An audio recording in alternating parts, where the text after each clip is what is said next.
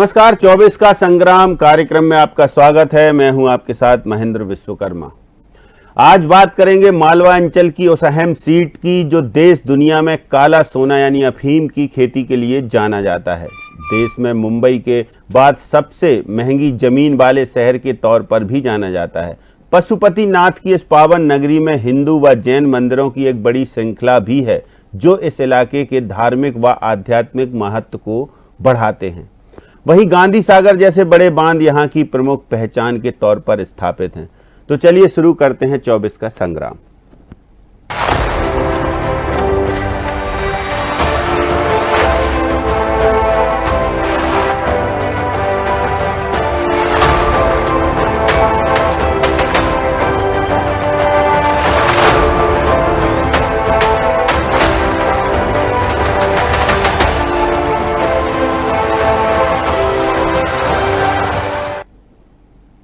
तो आज बात मंदसौर लोकसभा क्षेत्र की। मंदसौर को लेकर कहा जाता है कि वर्ष में एक बार यहाँ की सिवना नदी इसके किनारे पर बने मंदिर में भगवान पशुपतिनाथ का अभिषेक अवश्य करती है। यह दृश्य बारिश के मौसम में सिवना के उफान पर रहते देखा जा सकता है।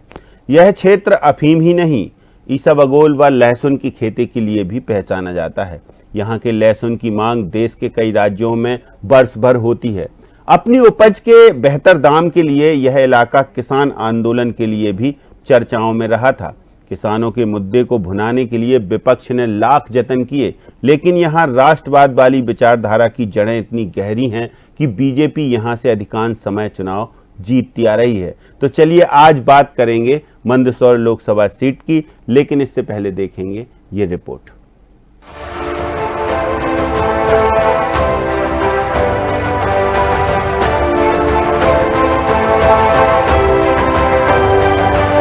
मंदसौर लोकसभा मालवांचल की एक प्रमुख सीट। यहाँ मध्य प्रदेश के मुख्यमंत्री रहे कैलाश नाथ काटजू, सांसद रहे तो प्रसिद्ध कवि रहे बाल कवि बैरागी भी यहाँ लोकसभा का चुनाव जीते। इस सीट पर संघ की गहरी छाप रही। इसके चलते इस सीट के लिए अब तक हुए 17 बार के चुनाव कांग्रेस सिर्फ 5 दफा ही चुनाव जीत पाई। शेष चुनाव जनसंघ जनता पार्टी व 80 के दशक में बनी बीजेपी नहीं जीते। यहाँ तक कि संघ विचारधारा के नेता व बीजेपी के संस्थापक सदस्यों में एक लक्ष्मी नारायण पांडे तो 70 व 90 के दशक में इस सीट से 8 बार सांसद चुने गए। उनके विजयी रथ को वर्ष 2009 में कांग्रेस की पैराशूट उम्मीदवार मीनाक्षी नटराजन ने रोका, लेकिन वर्ष 2014 व 19 के चुनाव में बीजेपी के सुधीर गुप्ता यहाँ से सांसद चुने गए। आइए आपको बताते हैं मंदसौर सीट से कब किस दल का सांसद चुना गया। वर्ष 1952 में कैलाश नाथ काटजू कांग्रेस से सांसद चुने गए। 1957 में माणक भाई अग्रवाल कांग्रेस से सांसद चुने गए। 1962 में उमाशंकर त्रिवेदी जनसंघ से सांसद चुने गए। 1967 स्वतंत्र सिंह कोठारी जनसंघ से सांसद चुने गए। 1971 लक्ष्मी नारायण पांडे जनता पार्टी से सांसद चुने गए। 1977 लक्ष्मी नारायण पांडे जनता पार्टी से सांसद एक बार फिर से चुने गए। 1980 में भंवरलाल नाहटा कांग्रेस से सांसद चुने गए। 1984 बाल कवि बैरागी कांग्रेस से सांसद चुने गए। 1989 लक्ष्मी नारायण पांडे बीजेपी से सांसद चुने गए। 1991 में भी लक्ष्मी नारायण पांडे बीजेपी से सांसद चुने गए। 1996, 1998, 1999 और 2004 में भी लक्ष्मी नारायण पांडे बीजेपी से सांसद चुने गए। 2009 में मीनाक्षी नटराजन कांग्रेस से सांसद चुनी गई। 2014 में सुधीर गुप्ता बीजेपी से सांसद चुने गए। 2019 में भी सुधीर गुप्ता बीजेपी से सांसद चुने गए। मौजूदा चुनाव में भी बीजेपी ने एक बार पुनः गुप्ता पर भरोसा जताया है। उनका मुकाबला कांग्रेस के दिलीप सिंह गुर्जर से है। पिछले 2 चुनाव के नतीजों पर ही गौर करें तो बीजेपी दोनों बार कांग्रेस पर भारी पड़ी है। वर्ष 2014 के चुनाव में बीजेपी के सुधीर गुप्ता का मुकाबला कांग्रेस की पूर्व सांसद मीनाक्षी नटराजन से रहा। इसमें गुप्ता ने नटराजन को 3,03,659 मतों से शिकस्त दी। 2019 के चुनाव में कांग्रेस ने एक बार फिर मीनाक्षी को गुप्ता के मुकाबले मैदान में उतारा। वह इस बार गुप्ता की जीत का मार्जिन बढ़कर 3,76,734 हो गया। ये नतीजे ऐसे दौर में आए जब मंदसौर किसान आंदोलन की आग ने झुलसा व पुलिस की गोलीबारी में 5 किसान भी यहाँ मारे गए। बावजूद इसके मंदसौर के मतदाताओं ने यहाँ कमल खिलाया। आइए आपको बताते हैं बीते 2 चुनाव में कैसे रहे नतीजे। बात करें अगर मंदसौर के कुल वोटर्स की तो यहाँ की संख्या है 18,91,121, जिसमें पुरुष वोटर्स की संख्या है 9,54,926। महिला वोटर्स की बात करें तो 9,36,168। वही अन्य यहाँ पर 27 हैं। जातीय समीकरण की अगर बात करें तो हिंदू पक्ष यहाँ 88% है, मुस्लिम पक्ष यहाँ 9% है, अजय यहाँ पर 16.78% है, वही अजुजा यहाँ पर 5.36% है। मंदसौर लोकसभा क्षेत्र की सीमा एक जिले विशेष तक सीमित नहीं है। इसके तहत 3 जिलों यानी रतलाम, नीमच व मंदसौर की 8 विधानसभा सीटें आती हैं। इनमें रतलाम जिले की जावरा के अलावा नीमच जिले की मनासा, जावद व नीमच सीट शामिल है। वहीं मंदसौर जिले की 4 सीटें मंदसौर, मल्लारगढ़, सुबासरा व गरोठ भी इसी लोकसभा क्षेत्र में आती है। इनमें सिर्फ मंदसौर शहर की 1 सीट पर ही कांग्रेस का कब्जा है, जबकि शेष 7 सीटों पर बीजेपी का कब्जा है। मंदसौर में किसानों की समस्या अपने उत्पादों का बेहतर मूल्य नहीं मिल पाने की रही है। इसके अलावा रोजगार, स्वास्थ्य सेवाओं जैसी बुनियादी मुद्दे भी चुनाव में उठते रहे हैं, लेकिन इनके इतर इस चुनाव में बात हो रही है मंदिर, तुष्टीकरण, धारा 370, संविधान, आरक्षण व महंगाई जैसे मुद्दों की। डीएनएन के लिए रवि अवस्थी की रिपोर्ट।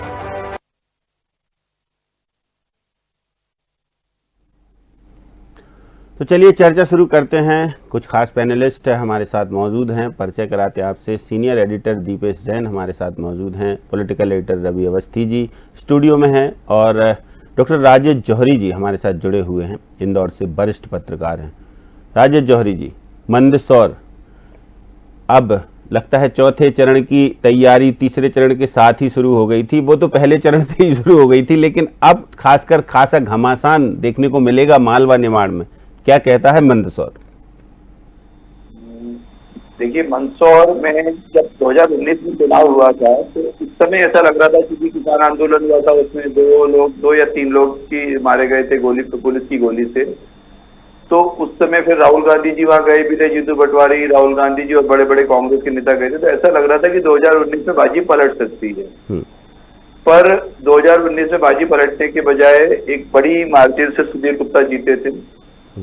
और ऐसा लग रहा है कि जब इस बार तो कोई मुद्दा ही नहीं है वहां पर इस तरह का जिससे कि कोई वहां के लोग जो है बीजेपी के खिलाफ जा सके, ऐसा लगता है।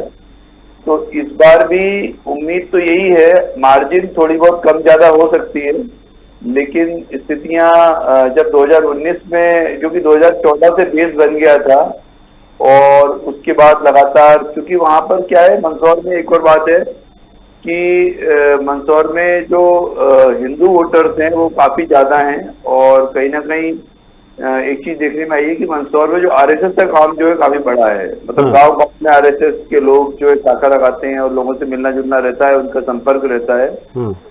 तो शायद ये भी एक कारण है कि मंदसौर में इतने सब ऑड्स के बाद मीनाक्षी नटराजन जैसी डायनामिक लीडर, जो कि पहले सांसद रही है वहां से और एक अच्छी वक्ता है, सब कुछ अच्छा है उनका, उसके बावजूद वो 2 बार हार गई। तो इसलिए ऐसा लगता है कि इस बार चूंकि अभी तक कोई बड़ा मुद्दा मिल नहीं पाया है, मंदसौर में तो मिल ही नहीं पाया है कांग्रेस का, बाकी जगहों पे भी ऐसा कोई खास मुद्दा नहीं है।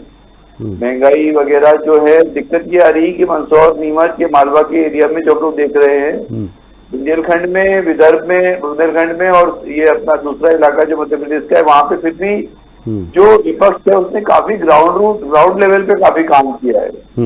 पर ये जो मालवा का इलाका है, यहाँ पर निमाड़ का इलाका, यहाँ पर उस तरह की स्थितियां नहीं दिख रही है कि जैसा काम होना चाहिए।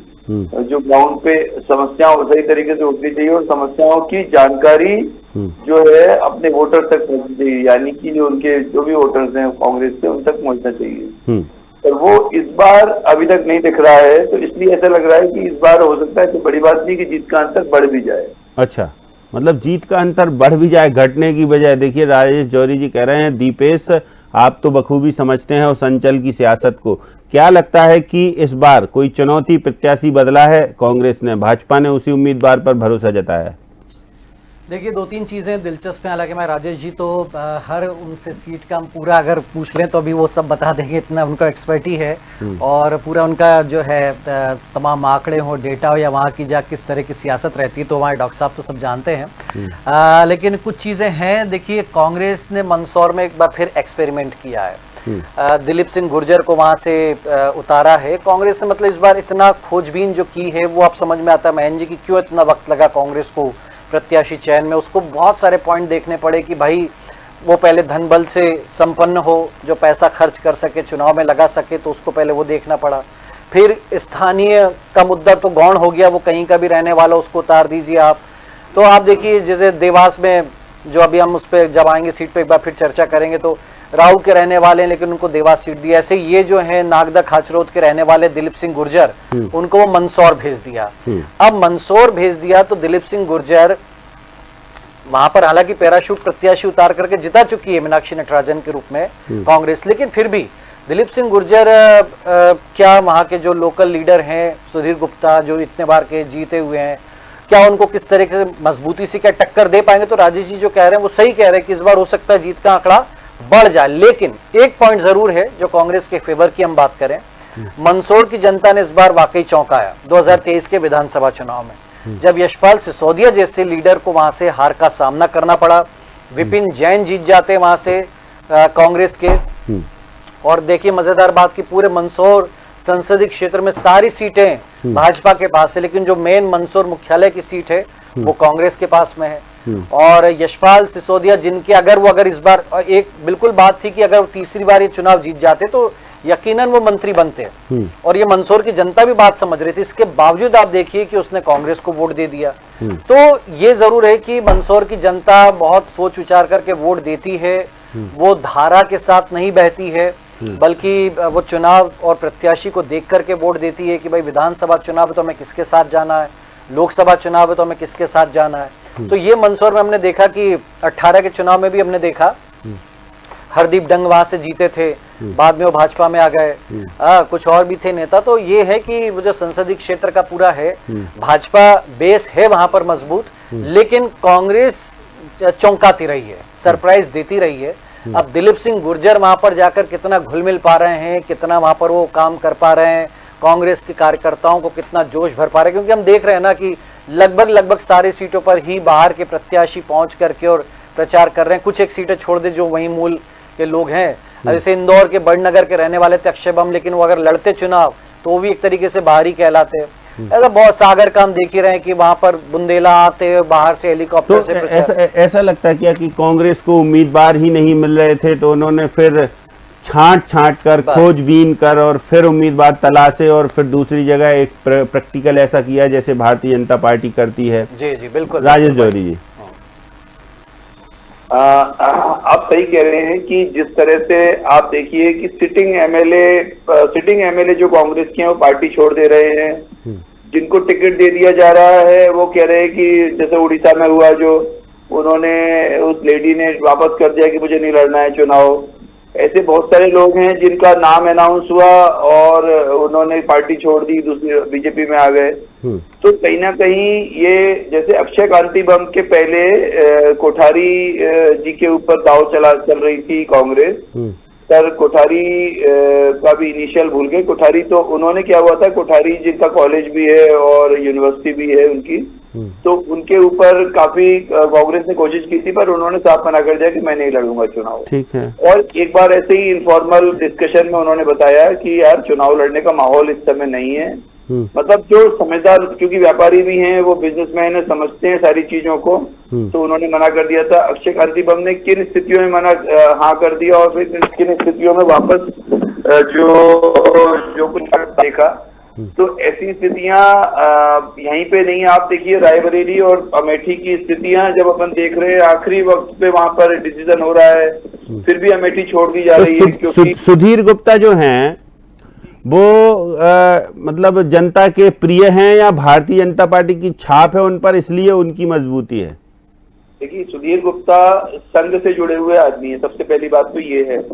और दूसरी बात ये है कि बीजेपी का बीजेपी का एक नया ट्रेंड है बीजेपी के वोटर्स का, कि जब विधानसभा चुनाव में तो भले ही वो गुस्सा निकाल लेंगे, विधानसभा चुनाव में एक बार को वो कि नहीं ठीक है, हमें नहीं चाहिए शिवराज या नहीं चाहिए जो भी जिस मुख्यमंत्री या मंत्री के बारे में बात करेगी या विधानसभा में सदस्य के बारे में, लेकिन जब लोकसभा की बात आती है तो फिर उनके 2014 और 19 में जो हम देख रहे हैं, आप सोशल मीडिया पे जो कैंपेन देख रहे होंगे, कि वहां तो सिर्फ एक ही बात होती है कि हमको ये नहीं देखना है कि यहाँ कौन लड़ रहा है, हमको किसको जिताना है, मोदी को जिताना है। तो अब जब ब्रांड मोदी बन गए हैं इस पूरे लोकसभा चुनाव में, 2014 से 19 में भी और 24 में भी वही स्थिति है।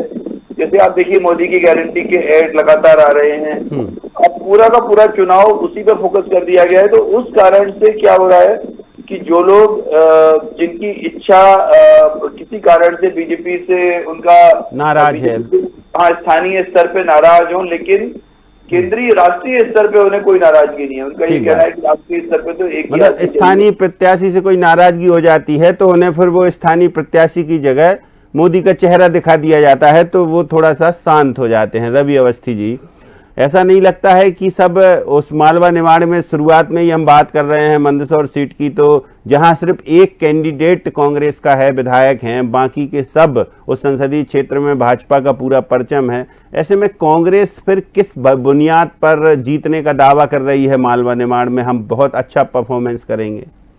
देखिए मैं जी, अगर मध्य प्रदेश की कांग्रेस की बात करें तो वो शुरुआत से ही उन 5-6 सीटों पर ज़्यादा फोकस कर रही है जहाँ पर उसे विधानसभा चुनाव में थोड़ी सफलता ज़्यादा मिली है, खास करके आदिवासी अंचलों में। तो देखिए कि लगातार जो 6-7 सीटें हैं, हालांकि छिंदवाड़ा और राजगढ़ से चूँकि अब दिग्विजय सिंह मैदान में है, इसके चलते ये 2 सीटें अगर छोड़ भी दी जाए तो बाकी की सीटों पर वो उसका फोकस ज़्यादातर, चाहे वो धार हो, रतलाम झाबुआ हो, तो ऐसी तमाम सीटों पर उसका फोकस ज़्यादा रहा है। अब जहाँ तक मंदसौर जैसे जो मालवा का गढ़ एक तरीके से प्रमुख लोकसभा सीट है, मालवा को मंदसौर को कांग्रेस ने ज़्यादा फोकस भी नहीं किया है। आप देखिए, अभी तक कोई बड़ा स्टार प्रचारक वहाँ पर चुनाव प्रचार के लिए नहीं पहुँचा है। ये दिखाता है कि भाई उनकी प्रायोरिटी क्या है। ये प्रायोरिटी जो है वो बता देती है कि भाई मतदान चुनाव का नतीजा क्या रहने वाला। और वैसे भी देखिए, मंदसौर में उस समय भी बीजेपी के साथ खड़ा रहा है जब किसान आंदोलन के दौरान 5 किसानों की मौत हुई थी, बड़ा हंगामा मचा था, कांग्रेस को बहुत उम्मीद थी। आपको ध्यान होगा कि राहुल गांधी जो है, हाँ नहीं वो वही बात कह रहा हूँ, भाई राहुल गांधी में जीतू पटवारी के साथ मोटरसाइकिल पर बैठ कर गए, उन्हें लगा बहुत बड़ा कोई बदलाव आ जाएगा, लेकिन ऐसा हुआ नहीं। मतदाता जो है वो बीजेपी के साथ रहा, पहले भी था। और आप देखिए लगातार लक्ष्मी नारायण पांडे अगर लगातार चुनाव जीतते हैं, और ये उससे पहले भी जैसे आपने रिपोर्ट में बताया कि देखिए जनसंघ और जनता पार्टी, यानी एक लंबा पीरियड हो गया है जनसंघ की, वहाँ पर जो संघ की जो जड़ें वहाँ जितनी गहरी हैं, तो स्वाभाविक तौर पर जो राजेश जी कह रहे हैं कि भाई अगर मतदान का मार्जिन बढ़े तो कोई इसमें चिंता, मतलब एक आश्चर्य नहीं होना चाहिए। और वैसे भी देखिए, आप पिछले चुनाव के अगर नतीजे देख लें, एक ही नहीं उससे पहले के भी नतीजे देखें, तो कांग्रेस का जो वोट परसेंट है वहाँ पर महन जी, वो करीब 27%, 30%, 32% के आसपास अटका हुआ है, जबकि बीजेपी का जो मतदान प्रतिशत रहा है वो उसको जो वोट मिले हैं वो करीब दो गुना रहे हैं, 60% के आसपास।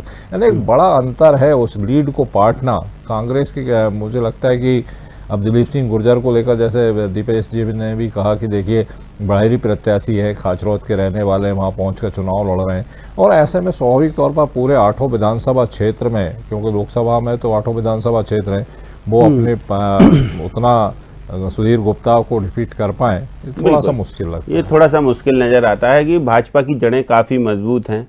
तो डॉक्टर राजेश जौहरी जी, कोई गुंजाइश नहीं, कोई स्थानीय नाराजगी नहीं, कोई समीकरण जाति नहीं, कोई जातिगत फैक्टर काम कर जाए तो क्या कांग्रेस की उम्मीदें हैं क्या? नहीं, देखिए, जो विधानसभा चुनाव में जो मंदसौर शहर की सीट चली गई थी विधानसभा चुनाव में, तो ऐसी बहुत सारी सीटें थी जो जाने के पूरे चांस थे। जैसा कि एक इंदौर जिले की मऊ सीट थी, बहुत सारे लोग उषा ठाकुर से नाराज थे, लेकिन जो युवा मतदाता थे, वो जो नए मतदाता थे, उन लोगों ने सारा सीन बदल दिया। जबकि वहां पर इस तरह की स्थिति बन गई थी कि एक बागी भी खड़े हो गए कांग्रेस से, और वो जो बागी थे उनको भाजपा ने भी सपोर्ट किया, फिर भी उषा ठाकुर 35,000 से जीत गई, जो पहली बार इतना बड़ा वो मार्जिन बना। उसका कारण है मतलब वहां तो ये, अब आप सोचिए कि जब मतलब उषा ठाकुर को हराने के लिए सब लोग लगे थे, वो तो गलती से वो जीत गई। वैसी स्थिति वहां मंदसौर में बनी थी और इस कारण से वो विधानसभा चुनाव में वो सीट उनके हाथ से निकल गई। और फिर वही बात है, जब लोकसभा चुनाव की बात आती है ना, तो उस समय कोई ऑप्शन नहीं होता है और उस समय वोटर कुछ और बात ही नहीं करता है, वोटर को किसी और बात से मतलब भी नहीं रहता है। इसके अलावा मोदी के अलावा उन्हें कुछ और नहीं दिखता है। तो अगर ये बात जो है, जो हम और आप बात कर रहे हैं, इस बात को अगर सारे विश्लेषक समझ जाएं तो फिर ज्यादा बहस नहीं है।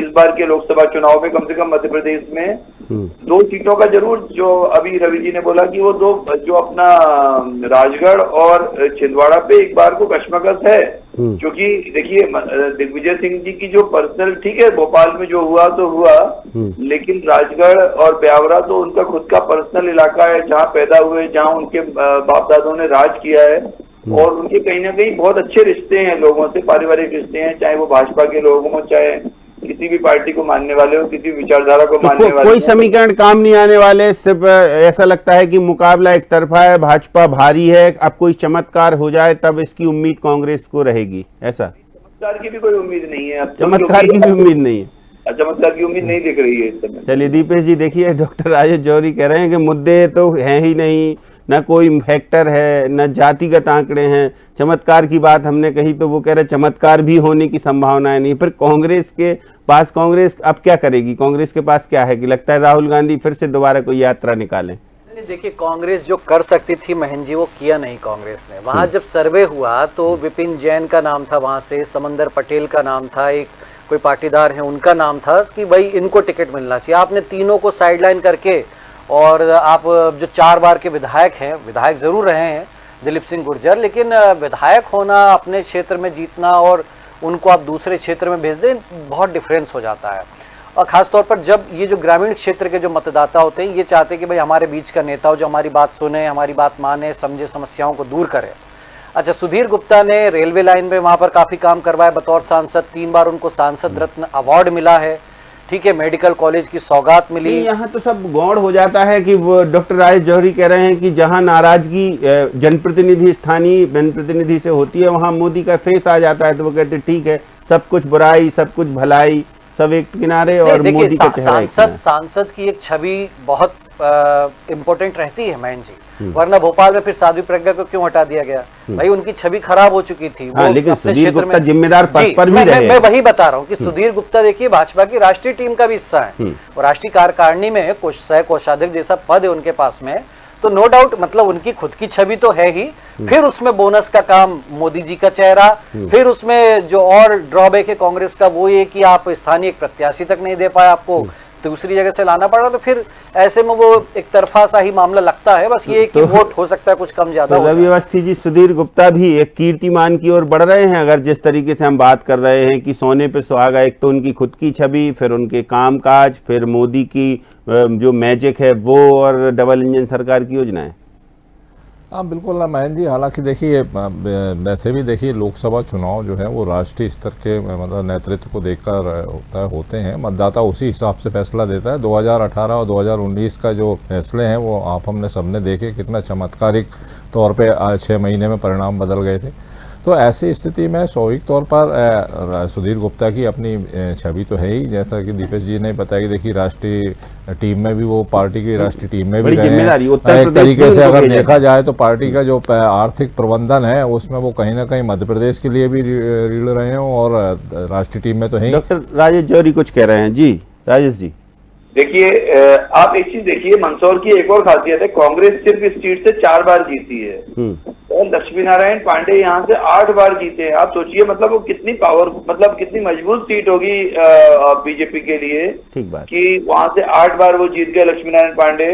और वो तो और सुधीर गुप्ता की, जैसा दीपेश जी भी कह रहे हैं, देखिए जो रेल लाइन और बहुत सारे मुद्दे हैं, लोगों से मिलते रहना, लोगों के बीच में उपलब्ध रहना, किसी को कोई काम पड़े तो मिल जाए। अच्छा, सुधीर गुप्ता जी जब इनके पास वहाँ पे मंदसौर के लोग जब वहाँ जाते हैं मिलने के लिए, दिल्ली जाते हैं तो उनसे मिलते हैं, उनके रुकने का इंतजाम करते हैं।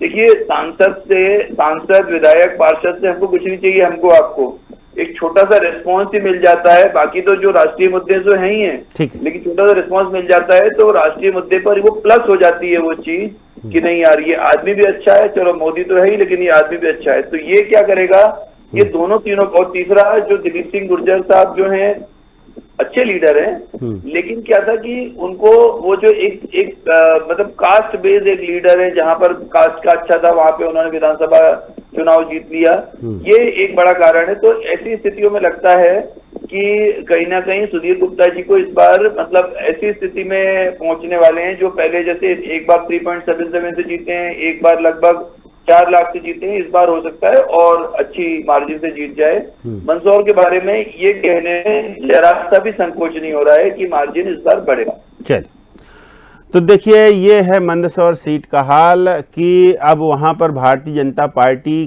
किन कारणों से वहां मजबूत है। हालांकि कांग्रेस को कोई चमत्कार की भी उम्मीद नहीं है, ऐसा डॉक्टर राजेश जौहरी का कहना है। लेकिन कांग्रेस तो उत्साहित है ही, उनके प्रदेश अध्यक्ष तो दावा कर रहे हैं कि हम सीट सब जीतेंगे। बहुत शुक्रिया डॉक्टर राजेश जौहरी हमारे साथ इस चर्चा में शामिल होने के लिए। रवि अवस्थी जी आपका भी और दीपेश आपका भी बहुत धन्यवाद। तो आज हमने आपसे बात की